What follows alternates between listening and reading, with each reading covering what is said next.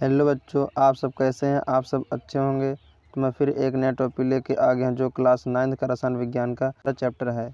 तो देखते हैं पहले दूसरे चैप्टर का क्या नाम है।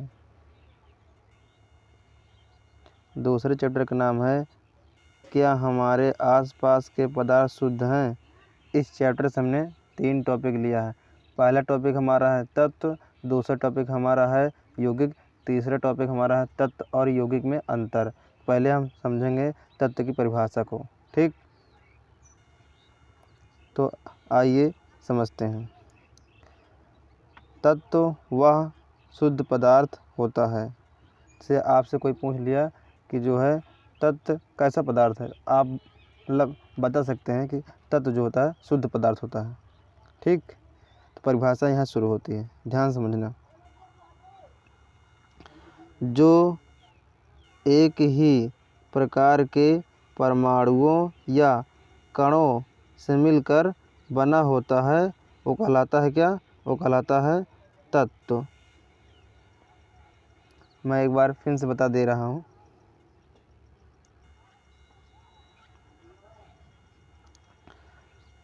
तत्व वह शुद्ध पदार्थ होता है जो एक ही प्रकार के परमाणुओं या कणों से मिलकर बना होता है वो कहलाता है तत्व।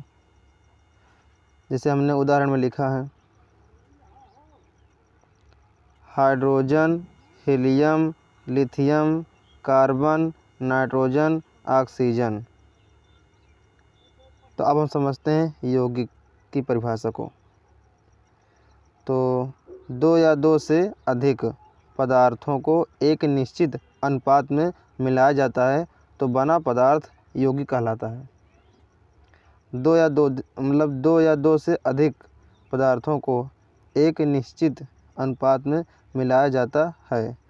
कहने मतलब जो पदार्थ होते हैं दो से अधिक ना, उनका जो अनुपात होता है वो अनुपात निश्चित रहता है। तो परिभाषा आप किस तरह कहेंगे, परिभाषा आपको इस तरह कहना है।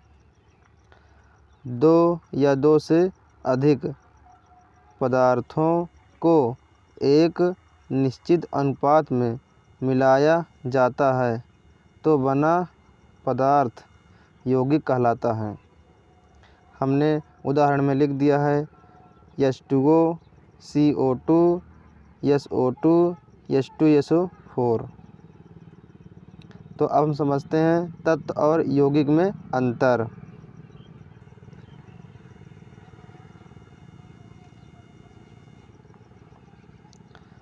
तो पहले हम समझेंगे तत्व का पॉइंट, फिर समझेंगे यौगिक का पॉइंट। तत्व का पहला पॉइंट, यह एक ही प्रकार के परमाणुओं से मिलकर बने होते हैं। दूसरा पॉइंट, तत्वों को विभाजित करने पर नया तत्व प्राप्त नहीं होता है।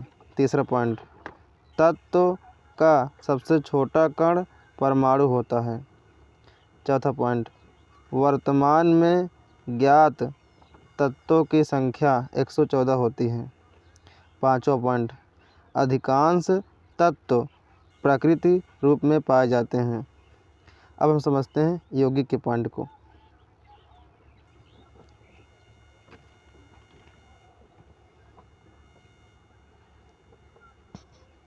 यौगिक की जो पॉइंट है, इसका पहला पॉइंट समझते हैं। यहाँ विभिन्न तत्वों के परमाणुओं से मिलकर बने होते हैं। पॉइंट 2, यौगिक को विभाजित करने पर नया तत्व प्राप्त होता है। तीसरा पॉइंट, यौगिक का सबसे छोटा कण अणु होता है। चौथा पॉइंट, यौगिक लाखों की संख्या में उपस्थित होते हैं। पांचवा पॉइंट, यौगिक प्रकृति में भी पाए जाते हैं तथा प्रयोगशालाओं में भी पाए जाते हैं। आशा करते हैं कि आपको तत्व